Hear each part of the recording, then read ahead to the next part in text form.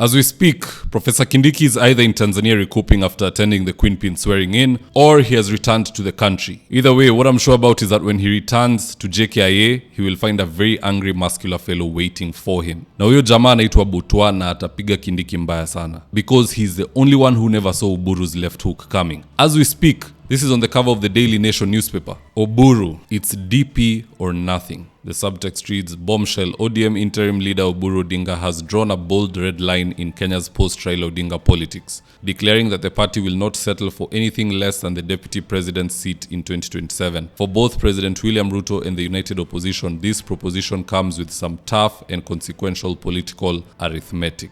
Now in this video, I want us to analyze what this means moving forward. And so with no further ado, let's get after it. Number 1, the youth leader Oburu Odinga is playing chess with Kasongo. In business terms, he has taken ODM from a private company to a publicly traded company. So anyone at this juncture can do business with ODM, so long as they are given the deputy president position. So based on that, if the united opposition reach out to ODM and tell them, look, we are fronting Kalonzo, we are giving you the DP position, they will put their candidate there. If Ruto calls them and says, look, I am removing Kindiki, I'm giving you this DP slot, they will put their candidate there. They are open to do business with anybody. And even worse, I suspect they are looking to do business with everybody, not just anybody. What if, in ODM's grand scheme of things, they want to have a deputy on either side? Because they have nothing to lose. Youth leader Oburu Odinga anataka kuwekelea multibet, and the opposition does not have to bend to his will. Quite frankly, they don't need him. They'd appreciate his inclusion in the team, but it's not outright that they need him. But for the William Ruto group, the Githinji group, they definitely 1000% need youth leader Oburu Odinga to side with them.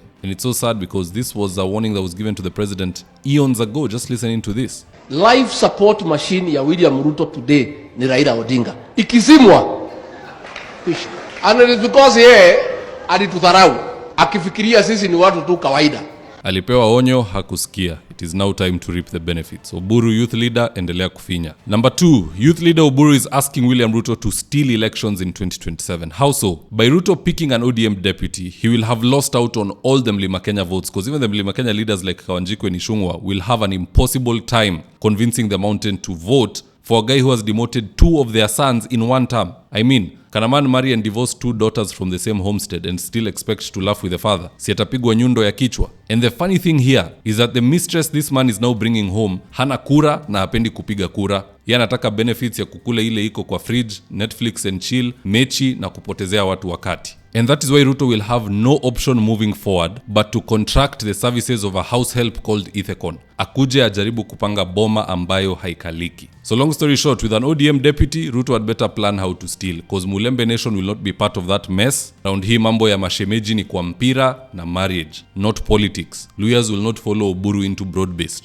The moment you see Natembea, you see Eugene Wamalwa, you see Cleophas Malala, you see Boni Halwale, all of them in opposition, it is done. Number 3, if Professor Kindiki is wise, he should now start making friends with opposition and the government. Asicheze hii mpira ya kona moja. Let him be in the middle. Because you never know. You can be removed as deputy kwa njia ya madharau. Na upate Faruka na kutusi, Sudi na kutusi, Ruto anasema yule jamaa alikuwa na PhD nilifikiria amesoma kumbe ni ya River Road na vitu kama hizo. What will you do then? You will regret this loyalty, this blind loyalty that you are giving to Githinji and others. Be your own man. If they are doing something right, wapigie makofi. If they are doing something wrong, call them out. In so doing, you are building a legacy. If Kindiki does the right thing in between now and when Githinji betrays him, because it will happen, it's just a matter of time, he could easily have set himself up to be a presidential candidate in future. This time round, Kalonzo is the one being fronted. We don't know what could happen. In a future election, the mountain will be looking to front somebody. Gachagua has been impeached. If he can't undo that in the courts, Kindiki will be the next best person because amewahi ongoza kama deputy. Lakini hatapewa hiyo nafasi if he doesn't use what he has now wisely. Let him start listening to the people on the ground from his region na anze kufanya vile wao wanataka, si vile watu wachache ambao wako karibu kumbetray wanataka. Anywho, that's just my take on the matter. Let's see what Kenyans on X had to say about this. And I quote, Salma said, it's simple. Pick a Luo DP, gain max 50% of Luo votes, lose Western, lose Central, lose Eastern and Coastal votes in their entirety. Very right. Baba Boys said, even Ruto knows this is political suicide. ODM no longer has value after losing its core owner, betraying its partners and threatening to expel the Western community community. It will be a shell by election time. Pundit said, I said it before, ODM is a big political party. The party can't settle for anything less than DP position. Shehe said, these idle gimmicks won't work out anymore. I'm sorry, choosing a deputy from the Luo doesn't change much if the system remains corrupt, barbaric and torturous, with little to show in terms of development. Then who cares where the deputy president comes from? I do agree with most of those tweets, but what say you guys? Do drop me your comments in the comment section below and I'll do my best to read them and to give you a response. And with that is today's ad of the day. If you're in need of electrical wiring, solar installation, or electrical fittings such as strip lights, snake lights, downlighters, or chandeliers, contact Engineer Wycliffe at 0707 476602 and he'll get your house dapped up.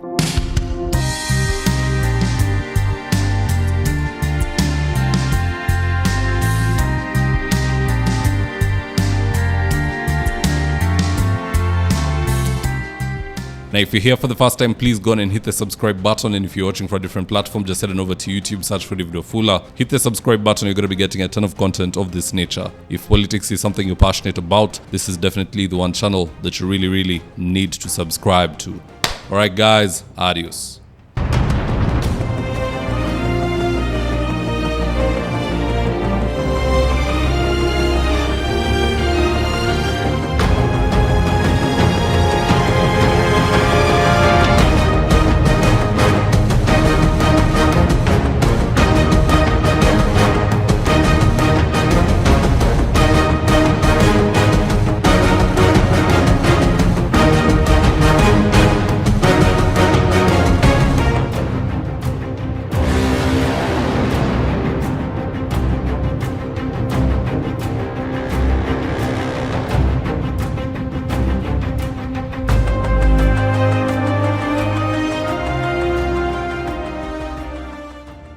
Thank you for choosing David Wafula as your primary news platform. We put countless hours in research, recording, and editing. By showing up each and every day to watch our videos, you encourage us to generate more videos for the viewers.